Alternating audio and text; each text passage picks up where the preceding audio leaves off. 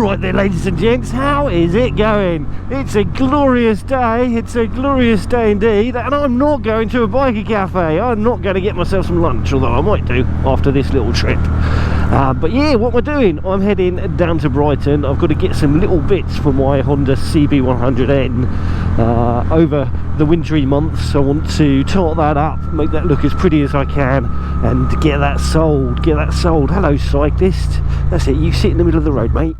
Keep that bike from the side down. Yeah, it doesn't need much. It doesn't need much at all. Basically, a couple of inner tubes, because I think the valve stems or something like that have perished on the ones that it's got.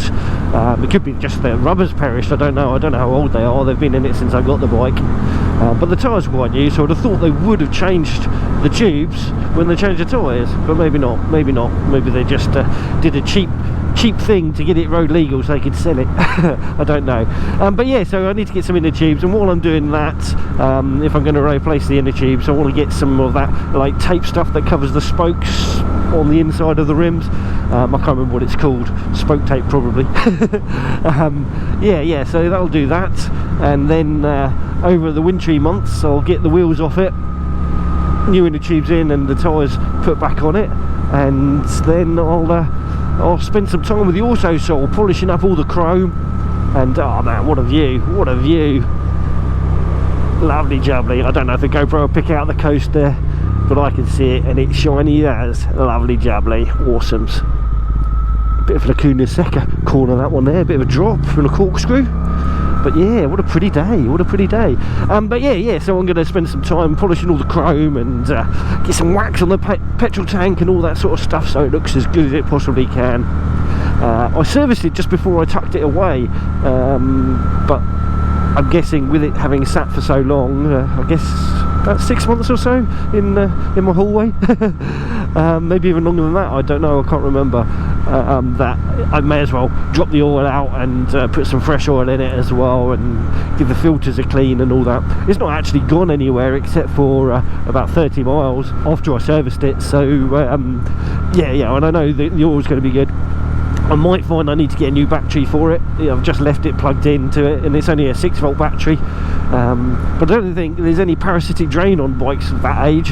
They don't have clocks, they don't have anything ticking along, so I might be able to recover the battery by sticking it on a charger, but I don't have a 6-volt charger, which is kind of annoying. I'm going to have to get in touch with Optimate and get myself a 6-volt compatible charger, but it's probably the only bike I'm going to have which is ever going to be 6 volts. I want to get one that's useful for other motorcycles as well. Yeah, that's a bit of a pain, that is, because it's an expense I didn't really want to have to spend out. But it'll be good to get that all charted up, get that out of the house. Yeah, it's just sort of sitting there getting dusty. Same with my Moto Guzzi, and I'm going to be doing the same with the Moto Guzzi, although that doesn't really need anything. That just needs an oil change and a little bit of a polishing cloth and an MOT, really. That's all I'll be doing to that one. I might put a new battery in that, because again, that's also been sitting in my living room for quite a while now too. Yeah, it hasn't had the battery in though. I did take the battery out of that one because that does have a clock on it.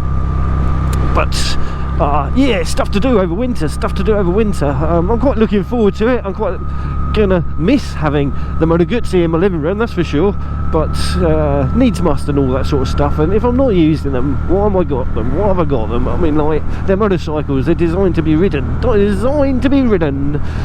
yeah, if I don't ride them, what's the point? What is the point? Why do they exist? When I do put them up for sale, I think the CB100 will be the easiest bike to sell. One, because it's a lot cheaper, and two, because it's a classic.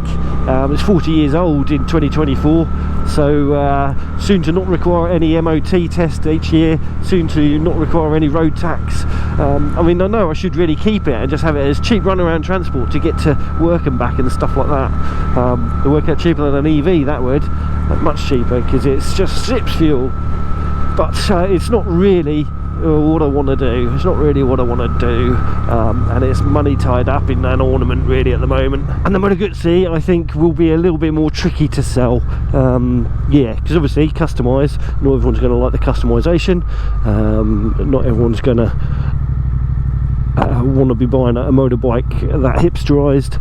this time of year, so I'll probably have to wait until spring to be able to actually realistically sell that one. But yes, it'll get sold. It will get sold. I just got to find the right person for it and the right asking price. I do love the coast. If it wasn't for the fact Brighton is Brighton, I'd quite like to live down here. I love all the buildings. I do love all the buildings, especially the ones on the coast. And yeah, being by the sea, it would be lovely, absolutely lovely.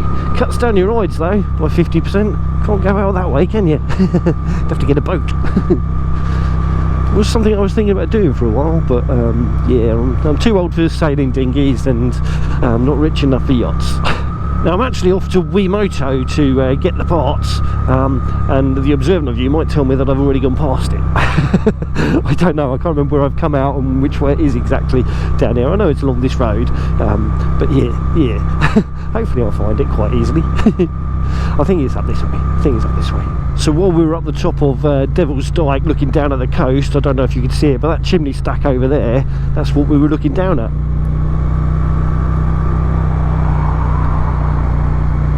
Alright mate, alright.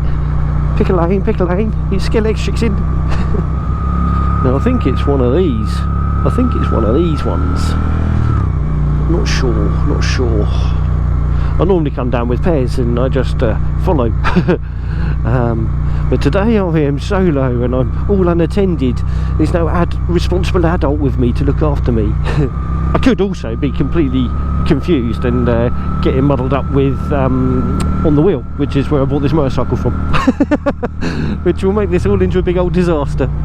But yeah, I think it's over here somewhere. See, I think this one takes me to on the wheel, I think. Right, so this is on the wheel, which is this baby's home. This is where I got the bike from.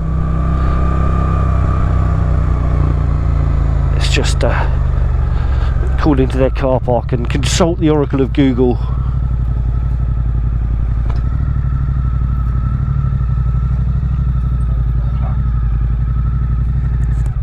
What's up? Yeah, I know.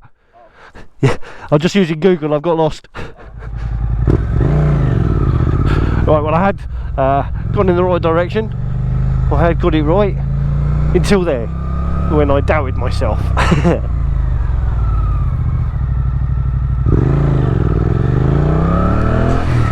But the power of Google, we do not need to despair. I recently adjusted my quad lock position and put an extra bar on it so I could change the angle it was at. One of the things I found is because of where the petrol gauge is on this bike, I was not noticing how empty I was getting, and talking of empty, or I am flashing, I really need some fuels. I hate the small tank on this bike. Yeah, I think it's 14 litres and I don't know how much of that you can actually use. Right, so we're turning off in a minute. Oh, there we go, that's the thing I was looking for. Motorcycle parts, wemoto.com. I knew there was a big old thing that would tell me where it was. What a loser. I doubted myself. But yeah, I've changed the position of that quad lock and I'm not quite sure about whether I like it there or not. I might adjust it again. But also, it vibrates a bit more there on that mount than it was doing before. So yeah, I don't want to trash the camera on it. Right then, Wemoto, there's Wemoto. Hopefully they're open. Hopefully they got what I need and they know what I need, because I don't know what I need. Open is good. They are open. Let's go see. Something I've been doing with the bike is trying to make it better in rain. I've got a fender extender for the front to put on, but I've got to work out how to get the mudguard off, because yeah, it's not just a case of unbolting it. It's a case of taking the wheel off, I think, so I might have to wait until I need a new front tyre for that, because I'm not taking it off for no other reason other than putting the fender extender on. But I've put a tail tidy on because the original tail did nothing for rain protection. This is a top block one, which has got a nice Gucci light there instead of like all the others which are a bolt on thing which looks stupid. It's quite cool, nice design that. But I've also put this thing on, but I don't like the angle it's at. So what I'm going to do is try and make a new bracket for it, or modify this bracket or something, so I can bring it up so it sort of sits around here, which will then stop pretty much all the roost. But that's the plan. But I've got to get metal and saws and stuff. But right, we need to sort some bits out. Done. We Moto, we are just about in you. Righty, that was a successful trip. In fact, above successful, because I've got myself a battery as well, and 2 inner tubes, a battery, and that rim tape thing. Guess how much that was? About 35 quid. Which ain't bad. I know they're only little wheels, but yeah, I'm used to my enduro bike inner tubes, and they probably cost that just for one, and I've got 2 and a battery, and the battery's charged as well, so I don't need to worry about getting a battery charger. I'll just leave that out of the bike until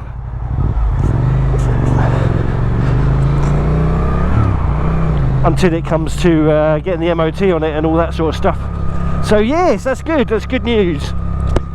The CB100 will live again, and to be honest, I'll probably be able to run it without a battery to an extent. I'm not saying it would run well, it's that old. And 6-volt electrics, well, you're not getting a lot from them as a boost, are you? You're not getting a lot. Alright, well, I need to go and find myself some petrol, pretty sharpish to be honest. I'm not quite sure exactly how much I've got left. I don't know when that light started flashing, but yes, I need to go get some fuel. This has been a nice little vloggy vlog, just a little update on my little CB100N and my Moto Guzzi V7, because they've not really featured on the channel very much in the last year. So yeah, they do still exist, but as you can tell from this video, their days are numbered with me, very much numbered.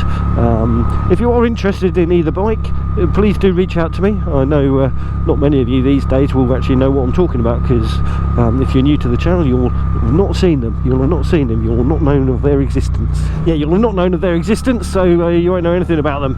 But I'll put either a link to a video at the end, or some pictures up, or something like that of each bike, so you can have a little peruse. Right, well, that's it.